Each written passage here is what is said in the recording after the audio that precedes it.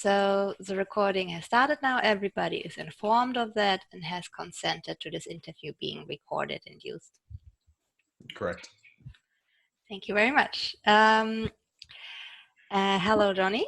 I'm Maria. I work for EdgeWriters as a community journalist and manager and art and design researcher. Usually I work from a co-working space here in Stockholm, which is called Blivande.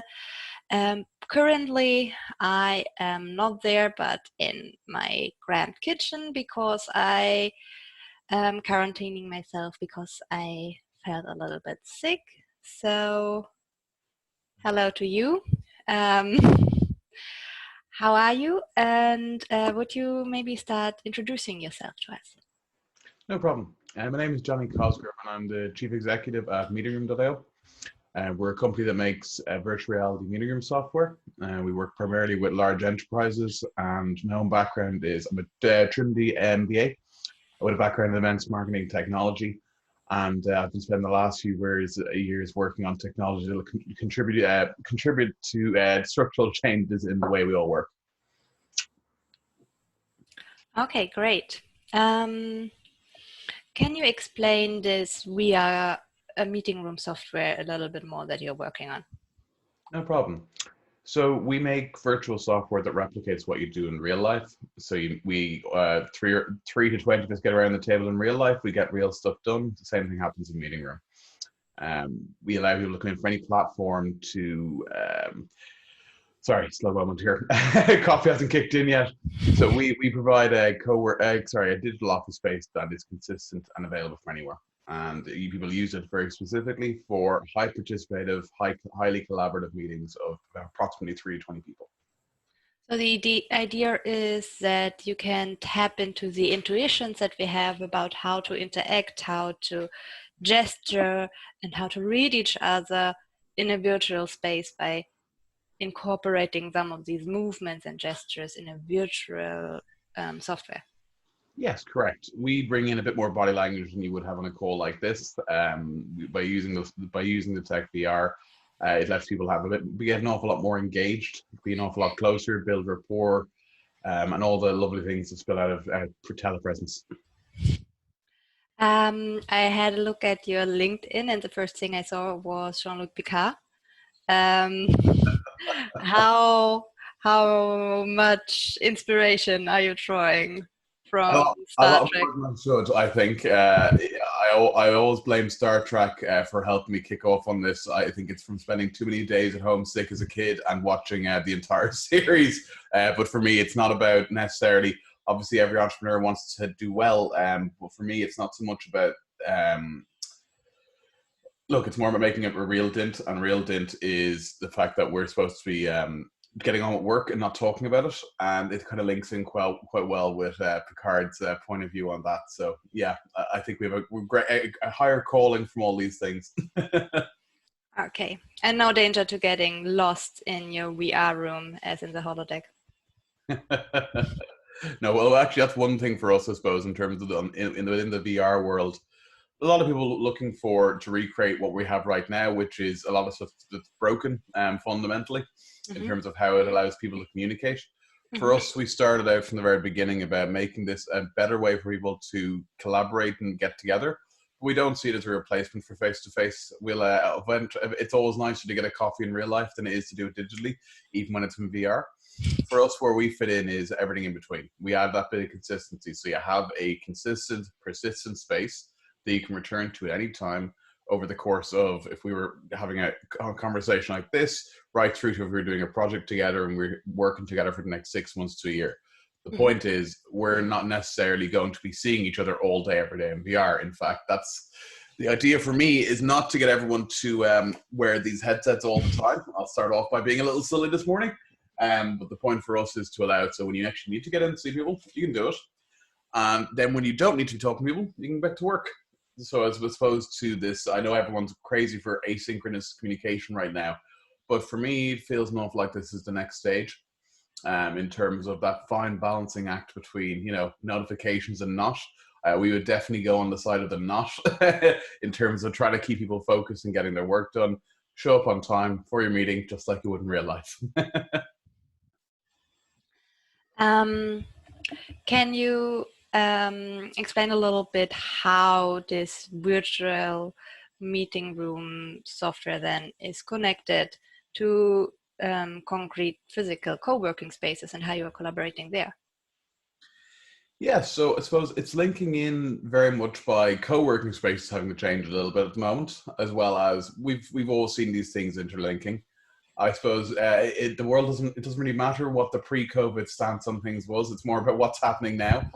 And I suppose how I would see a lot of these worlds colliding is when it is right now, actually, because we're seeing a lot of different co-working spaces looking to get people back with their bums on seats, like Row is there today, as well as getting people to look beyond and say, look, what if I was here 2 days a week instead of 3? What if I was here for 1 day a week or 4 days a week instead of the full 5? How does that affect us? And that's where we've seen a lot of people starting to put their hands up and go, hey, we're changing our real estate outlook. And if we had 2 offices in, say, Dublin, for example, here today, if we had 2 offices pre-COVID, it is going to be 1 office post-COVID, and more than likely some arrangements for employees in between. And from the virtual meeting room specifically linking with that, this is another layer. This is, if you've got your office space in physical life around the world, this being added to the same portfolio. Okay. Then maybe, especially since COVID, have the requests and uses that you experienced changed?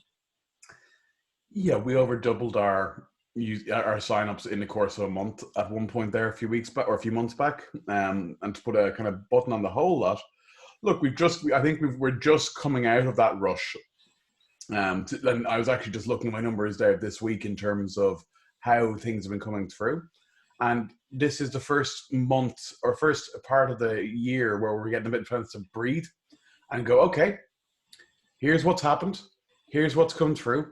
So the short answer is huge amount of interest, like scary amount of interest. But in terms of bringing it through, we've been sticking to our guns. We've got a pretty set, we know who we want to work with. We know who we can help. And we've definitely had more interest from a number of that cohort already, which is fantastic. But overall, we've seen a lot of people who are panicking over the last few months. Our solution, like every solution, is not necessarily always the answer. We fit in particular ways, and we don't try and compete with things like Teams or Zoom because that's not the point.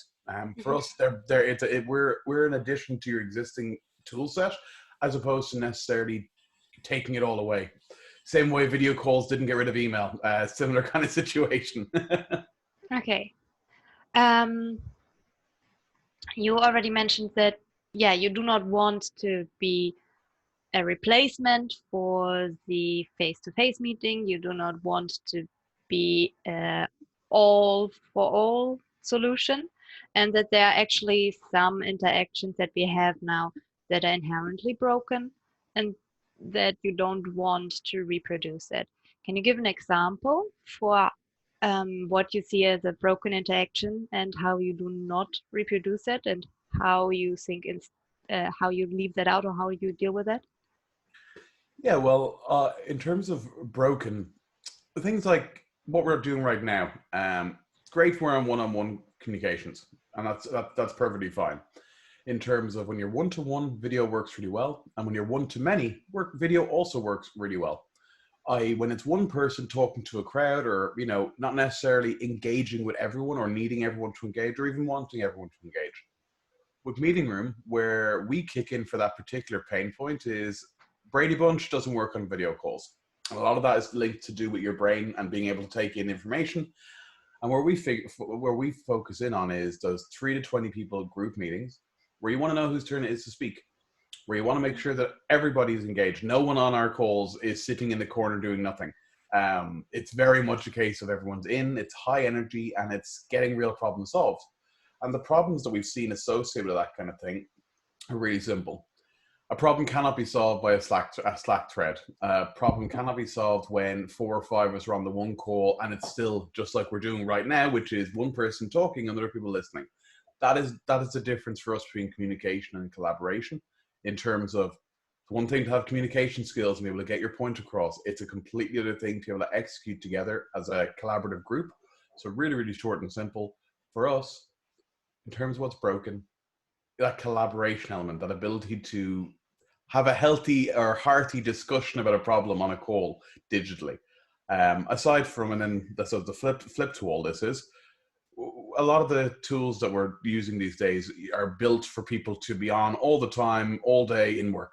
You know, it's your notification battle station, and that works to a certain point. And again, we're avid. We actually use Teams and Slack, depending on we can use it internally and externally. But you look at all these different tools, and you get into being driven by notification as opposed to driven by outcome. And for us, it's very much the latter rather than the former. It's got to be about executing and performing to the bottom line. And that's where real collaboration comes in, as opposed to people showing up the right way on video calls. Okay, so your vision for the future is absolutely not that we move everything to this virtual meeting room. We have a lot of different ways of working and communicating. What is the vision that you have when you think about how this develops?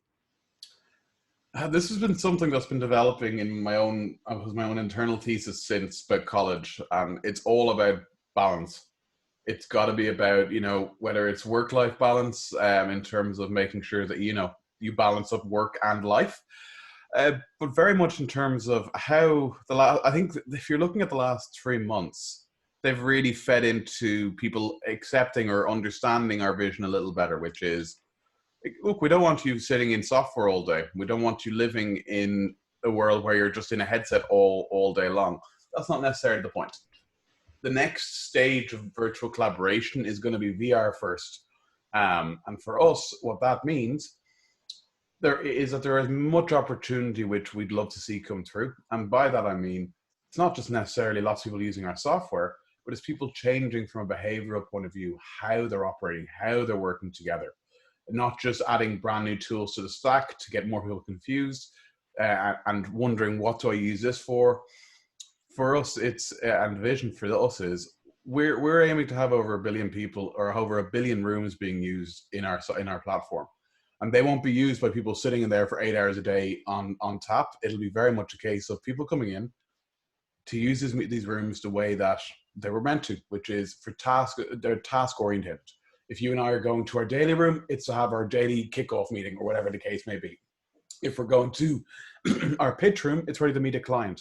And the whole point of all these little bits and pieces is, when you arrive in these rooms, they are aiding you get switch that do that bit of intelligence switching. So I'm here to talk to you today. I'm here in the green room. I'm here for this state of mind. I might be going into a red room afterwards, which is with my management, where things need to be a little more, okay, this will be a tougher conversation. And if I want to switch back to my blue room, where I'm meeting a customer later on, I want to make sure, okay, I'm in customer mode.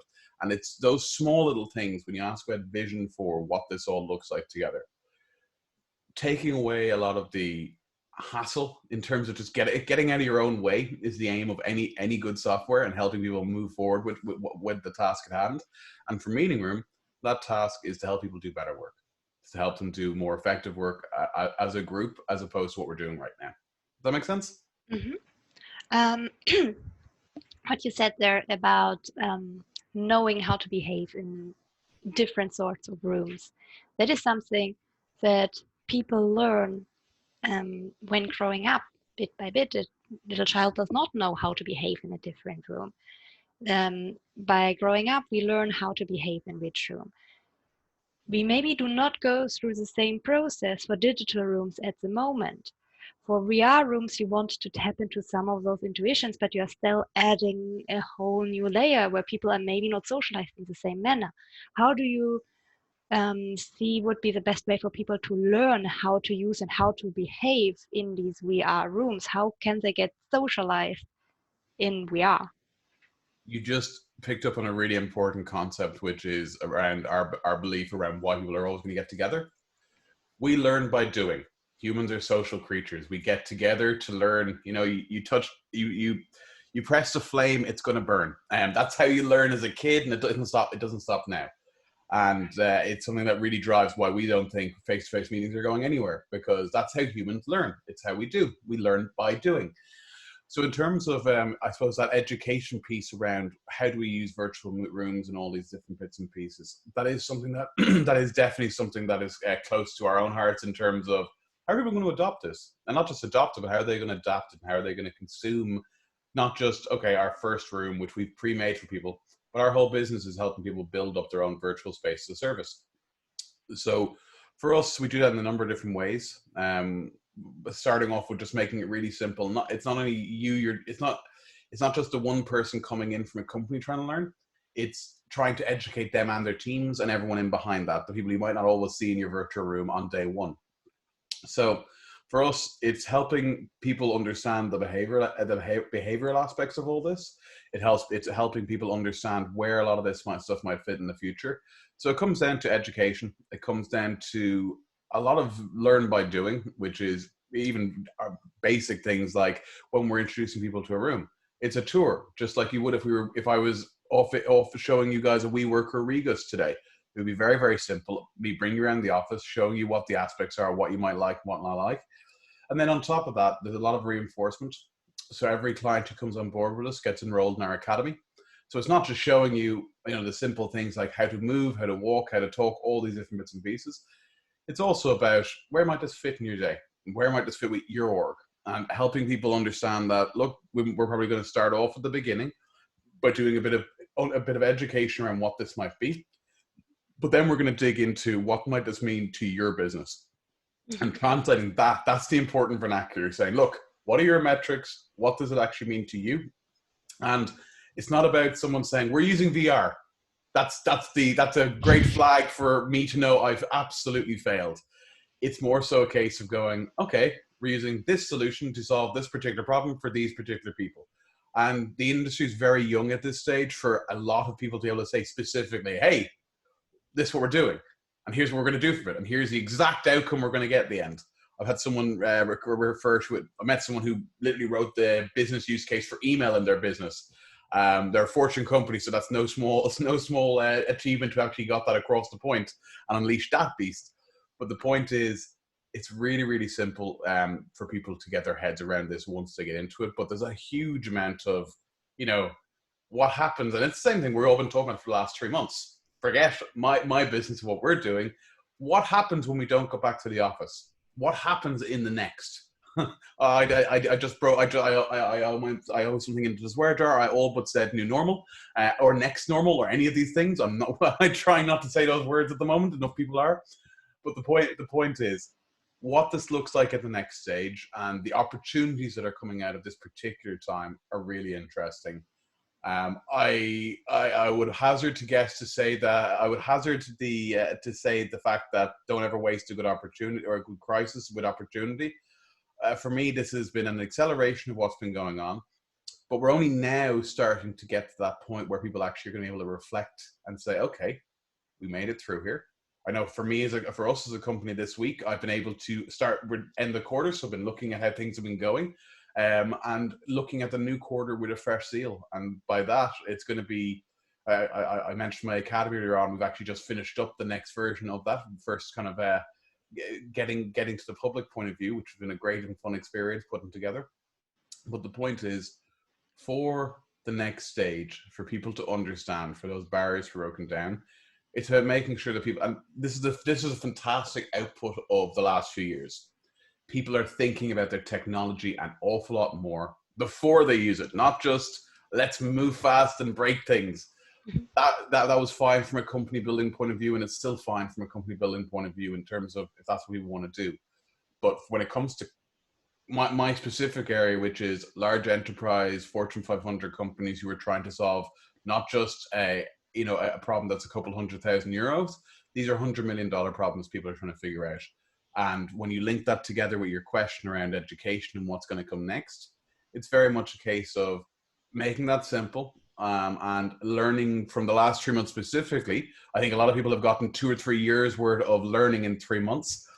So it's myself included. I learned a few new programs, which I never thought I'd pick up my professional career. And they were done in a matter of days out of necessity. So I think that people are understanding that, we can get away with, to put a cherry on it, people are understanding that they can get away with working remotely. but they don't want to just work it away with it. They want to retain it, and they want to be really specific about the competitive advantages they can bring out from that.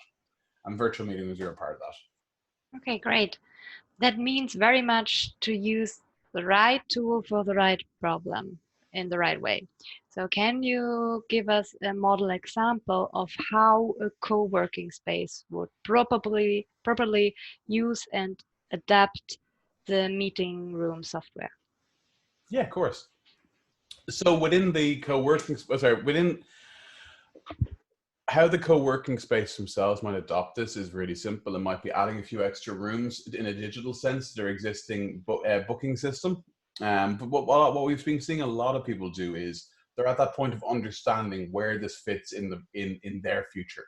Because obviously some people would look at this and say, hey, if you have virtual co-working space, why do you need physical co-working space? And for me, it's the exact opposite. If you have virtual co-working space, it's you need to have some sort of connection points for the real life. And how this is starting to develop in terms of how these kind of businesses are using it. They're offering it as extra services to their memberships, especially with not everyone's as lucky to be back at it yet. So some people are reconnecting with people. And some people are offering it as more and more corporates are starting to look at co-working spaces, not just in the capital cities, but also in a rural sense of things. What we've seen is people now starting to go say, look, if I'm going to take out 10 seats here, I also want to make sure I have access to a number of digital spaces for when whoever the team member might not be there. The point is connecting up different spots and connecting up between different co-working spaces, because that's also something we can all agree that you'll never have one tool that fits everything for all teams. We've already agreed on that. But in the same way, every team and every org will have a different way of doing things. And what this allows you to do, not just on the software side, by the way, but it's all starting to come through in, hey, some of us might use WeWork, some of us might use Regis, some of us might be working from home. The point is, this helps the decision-making process to say, look, if we're taking out these number of offices, we're also taking out this, but it's still very much at the fledgling stage. I'm very interested in seeing how it all kicks in, because obviously this year, I'll be totally blunt and honest, it is not on the co-working spaces number one priority to get their virtual meeting room set up. It is a big part of it because of the last 3 months, but the main thing right now is people getting their doors back open. Obviously, that's what everyone's focus is, and not just to get the doors back open, but to show. And this has probably been the biggest output of our virtual and physical lives converging over the last few months. It's people understanding the need for this more. The same benefit we've got as a platform, co-working space have got as a platform. And the reason I say that is not everyone necessarily appreciates right away, which is these are the safest office spaces and meeting spaces you can work with at the moment. If you're working in a centralized office, that's one office building or whatever way you're set up, and that's not their core competency to make sure that place is social distance friendly, to pick a particular point. Again, many different points we could discuss today. So for the hypothetical discussions as they are, co-working spaces in the physical sense are the best people positioned to make it their competitive advantage that their offices are safest, that their offices are set up to help the world work. And that's where we link in on top of that. But in terms of how people have reacted over the last while and how that's going to come forward, I think more people are going to have to consider co-working spaces if they want to get people back to the office. And even then, we're all seeing it now. I'm sure you're seeing it as well, as some people not wanting to go out to the office. And I don't personally think it's going to be a mass. I know there's a lot of evangelism right now about this is the time for remote work. I see this as something closer to what happened with television and the adoption of television, which is it took a few major world events to kick television in and to get people to buy their black and white TV and be comfortable that, okay, I need to get the color version. Great. And the point of that was there was a number of major Western events that kick people in. And I think this is one of them in the remote working world. I think we've gone through this a few times already, not COVID, obviously, but in terms of the advances in terms of remote working. This is, let's say, maybe Renaissance number 3 in the last 15, 20 years. But harnessing that power and that raw emotion that people have to saying, look, bringing it back to my point around balance. What happens if work stops being the only focus in your entire life, and you start looking, which a lot of people have got over the last 3 months, kind of going, okay, I wish I could have had childcare for the last 3 months to make stuff a little bit easier for everyone on both your own head and teams and whatnot. But now that's flip has switched, and there's companies who are already setting out to save billions of dollars a year when it comes to air travel, when it comes to costs in that respect. And I'm now having meetings where that's no longer the focus. That was solved. That's solved already. They've realized, okay, well, we got to go back to a new way of doing it because we can't get away with those kind of budgets anymore. And simple little bits and pieces like that are the reason where it's now like, okay, the genie's out of the bottle. How's that going to actually come through? Great. What are then the biggest challenges in this process related to technology for you? The biggest challenges right now are uncertainty. Like everyone, no one's quite sure what's going to happen in the next 3 to 6 months. Are we going to fall back into the last 3 months? Are we going to have a completely different few months? Are we going to go right back to what happened all before this? The biggest challenge right now is that it's the uncertainty. I'm calling here from Dublin. Maybe we're used to uncertainty in terms of we've already been living between Brexit and a hard place for a bit of a while. So now it's very similar to, and I suppose the answer to the question in terms of what our answer to the challenges that the multitude that are going on right now is very much a case of going, look, we're picking a line in the sand. We're getting there. We're picking that point, and whatever happens in between, we'll adjust, we'll flip, we'll flop as we need. But the point is, rather than waiting for other people to make make up our future, we're picking our own, and that's what we're seeing a lot of companies start to do as well. Which is, okay, we can't keep waiting to see what happens in this territory versus this territory. This is where some of our opportunity comes through. Or people are saying, look, it's too awkward to try this for a while in terms of the physical thing. So let's try this and see where it fits in. So there's opportunities coming out of the challenges for us specifically. But overall, I suppose the biggest challenge from a technology point of view in this particular instance, and this is an interesting one, where a lot of the work before would have been not necessarily sending someone from ourselves on site. I'll just talk about ourselves for a second. When we're getting people onto a space for the first time, we'll usually be meeting with a headset. Most people haven't tried these headsets before. So a lot of the time you'd have someone be on site to show them how to use it to make sure it's a good first experience. So in our world, now we've been doing a lot of this remotely for a while anyway, just by nature of what we do. But what we've seen a lot of people have to change is their process to adoption. How do I explain this to other people if I'm not in the same place to present to them? Thinking specific at the VR headsets there. So I suppose on-demand content has always been important, but now more than ever is something that if you need to be able to onboard an entire company to something, you want to be able to make sure that you have good content built up around that, and not just good fancy content. I mean something that actually helps with that behavior change we mentioned earlier on, helps with that mentality and driving in of going, here's how things can be, here's how things will be if you make certain changes. But the real core of it all is bringing it back to basics, and people do want balance both in their lives and their budgets. So it's really just a case of trying to meld that all together. Mm-hmm. And how are you solving that? How do you find that balance, and how do you make this good content that actually takes people through this experience of adapting this?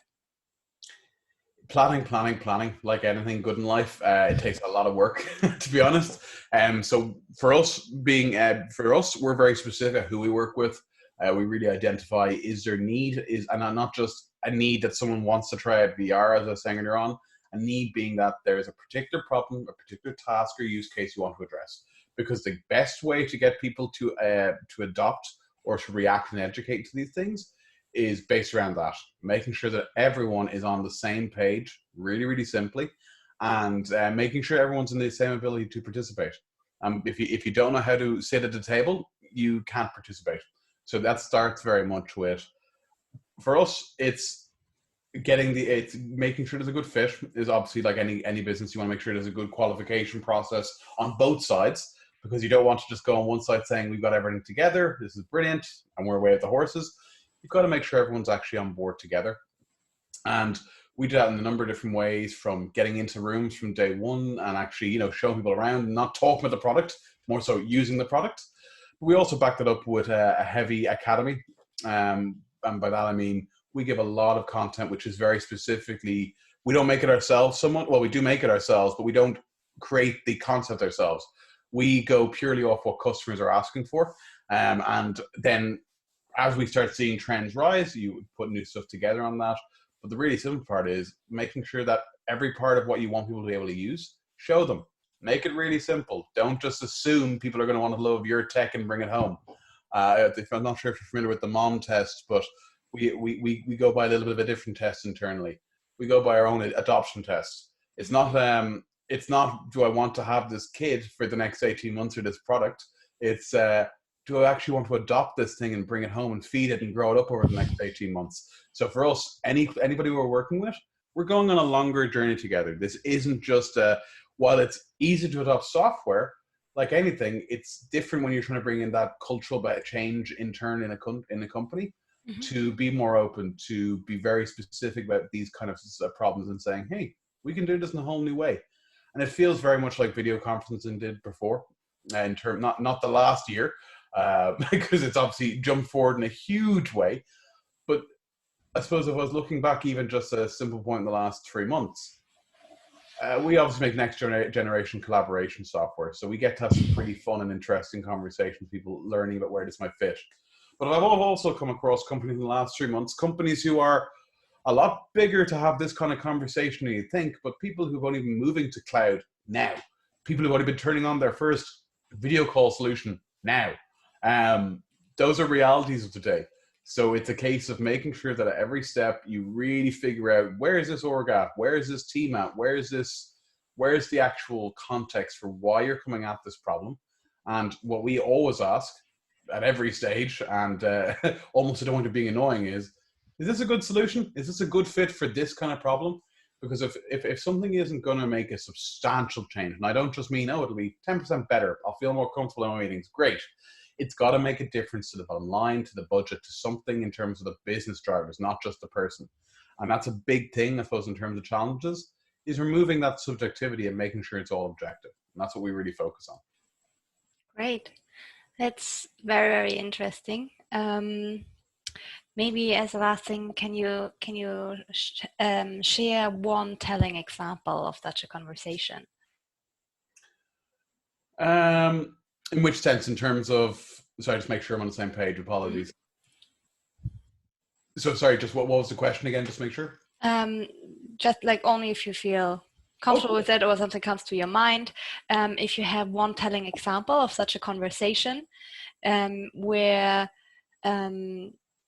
you were working with a client, with a company to find out like where maybe a shift happened, where they understood what they need, if they can use it, if they can't use it, how they changed the way of using or perceiving. I'll start off with a slightly different tack, because most people here would go, here's how we fix something and it worked really well. That's an easy one, to be perfectly honest. We do that with a lot of people. Otherwise we wouldn't have a business. And that point is, when people put their headset on, they understand, okay, this is interesting and new, but it's not just about that. That's not our wow factor. That's the headset maker's wow factor. I suppose, let me talk about what happens when people aren't the right fit or don't maybe fit the mold. Not just for us, but for themselves. Some simple little markers for us. We're a VR first platform, but by design, we are a cross-platform. We let people come in from every device as they would today. And we've had this happen where, like any company, you'll go deep with people and you'll find where something fits and doesn't fit. And it's one of our own strong points that we've been told, and we're starting to see come through as we grow up as a company, is that we're not afraid to say no. And not just no because we're too busy or we don't want to work with you because you're not cool enough as a client or whatever the case may be. That's not the point. We go through a discovery process with every large enterprise that lasts anything up to 30 days. And the whole point of that on every phase that we work through is that we're assuming we're not going to move to the next phase. Even with the best fit in the world, we assume we're not going to get to the next phase.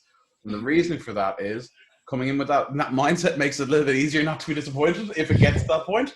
But I suppose for us, it's always treating it as an objective. Is this a good fit?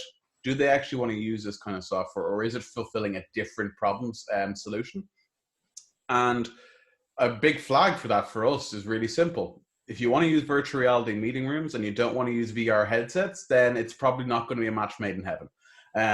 Not every org is there yet, and that's perfectly fine. We don't hold it against. We actually much prefer to say, look, are your teams going to use this or not? Are they going to have the uncomfortableness of, are they not going to feel comfortable putting headsets on? A little bit different when everyone's sitting at home, especially at the moment. It's different when you're out in the field and people want to make sure that everything looks the right way when you leave the office or when you leave for your office in the day.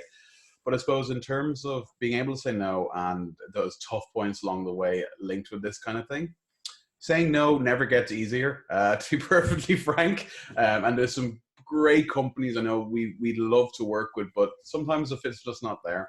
And that's where, when we do work with people, and there's two options to begin right from day one.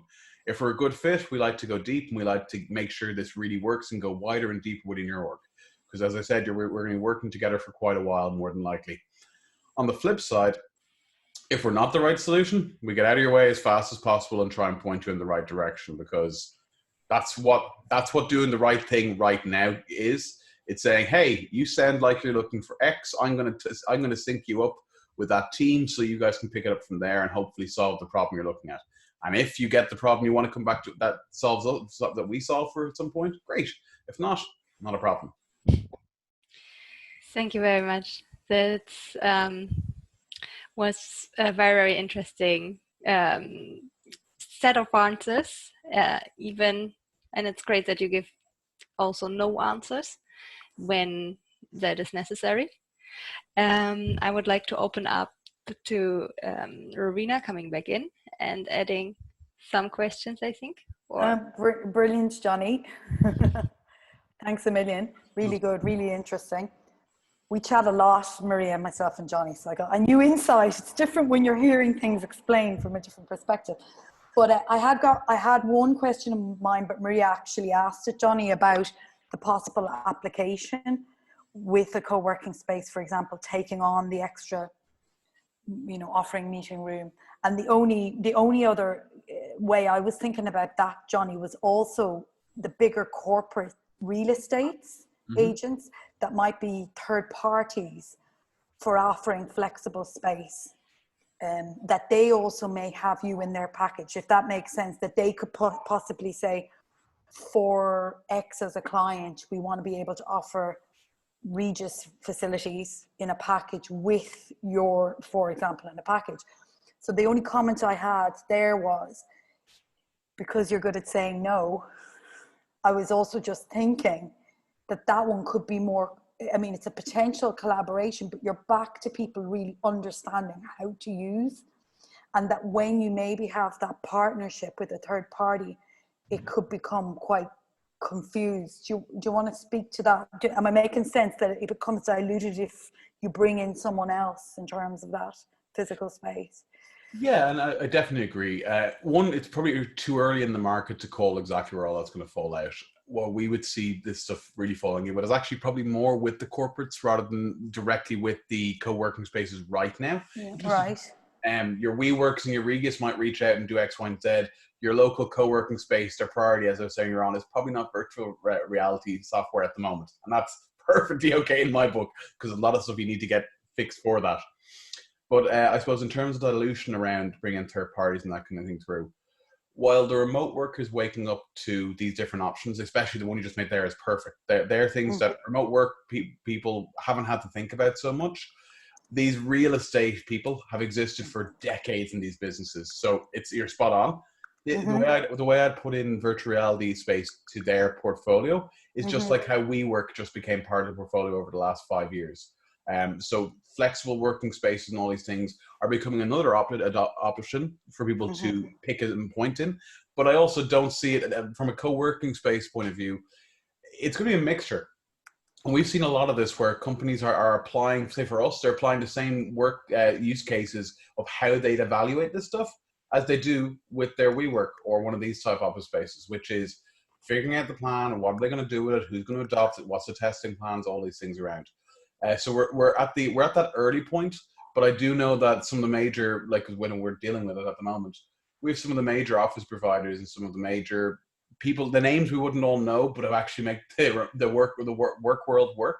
And they're looking at this as that next addition to their portfolio. And for us, we're all about distribution. We have some really strong partnerships building up at the moment. And while we're not publicly released at the moment, we'll be doing that in 2021. But in terms of how that actually comes out, that's a burning question on a lot of people's brains right now. So definitely Google. Okay. No, Yeah. it's getting a lot of mileage at the moment internally, just in terms of what will this all look like. Yeah. Yeah. And there will be distribution. yeah, that's really good. And just to join the dots, we interviewed Aaron Westover from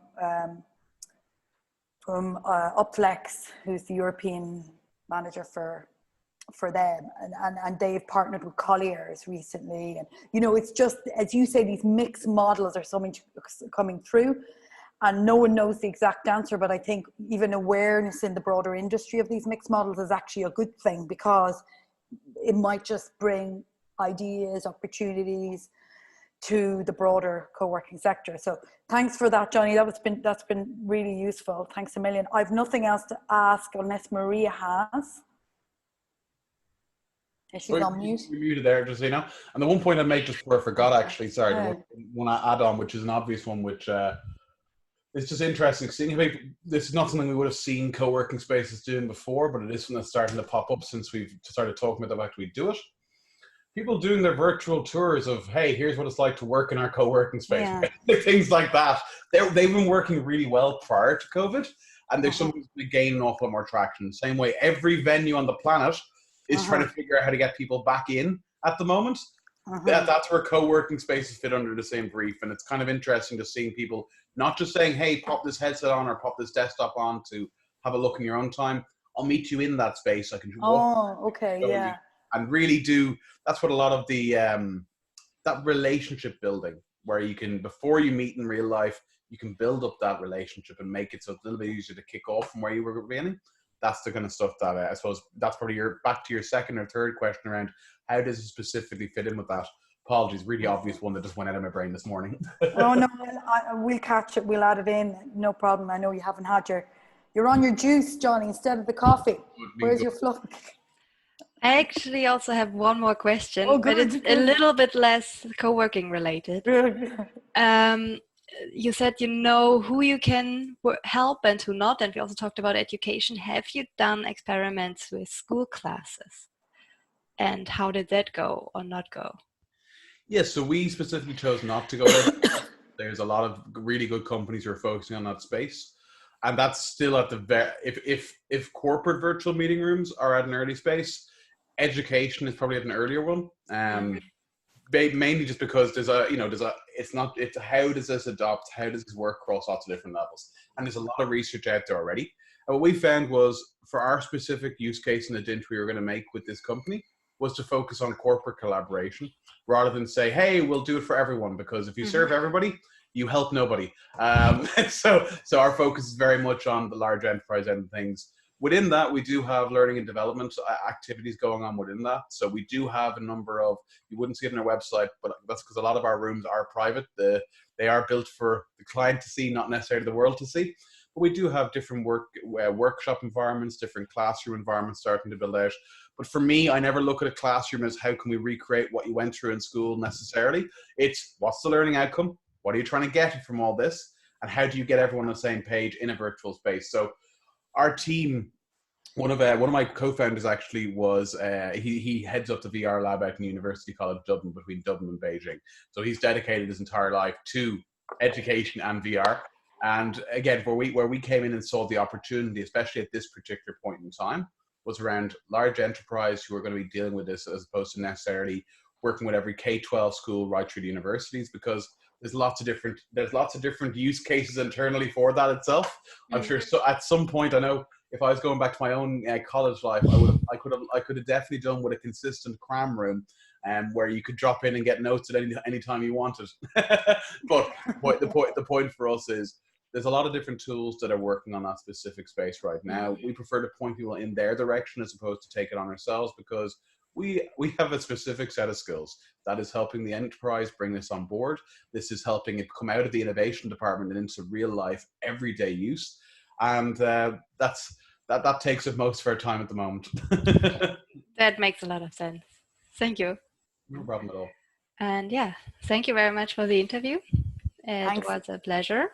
Yeah, thanks again, Jonny. Really good. And I've made my hopefully sufficient notes for the copywriter who'll be writing up some nice blogs and things, Jonny. So that's it for today, I believe. And Jonny, I'll be in contact as usual just to keep you up to date on what's happening with the event and our regular catch-ups that we have. Yep. So thank you for your time today. Thank you, Maria. Thank you. I'm going to jump off because we have another one of these later, and I want to. Yeah, go get your charge. I'm going to save my battery or run and get a battery. I don't know which. Do the latter. It'll just save you a headache later on. You know that. I know. Well, I think my hubby's coming with one, so he's a soft touch. Well, listen, thank you both so much for your time today. I hope you have a great one. Thanks a million, Jonny. You take care. Bye now. Thank you. Bye bye.